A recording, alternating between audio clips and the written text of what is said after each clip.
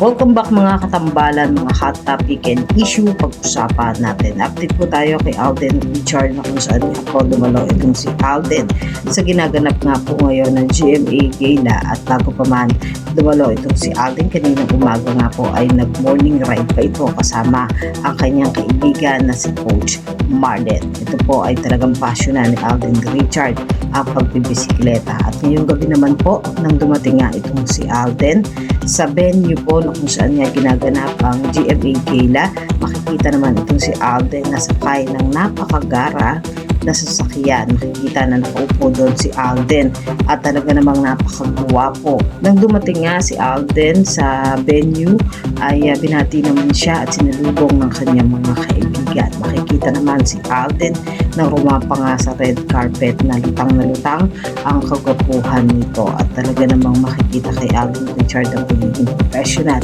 dahil bukod sa mga sunod-sunod na schedule nitong si Alden ay nag-aaral din to. Talaga namang time management nga ang binibigay nitong si Alden ngayon at talaga namang sa kinaganap nga po na GMA Gala ay lutang na lutang ang kagwapuhan ni Alden Richard. Yan po yung mga update natin ngayon kay Alden. Kayo mga katambalan, ano ang masasabi niyo? Comment lang sa comment section at pag-usapahan natin.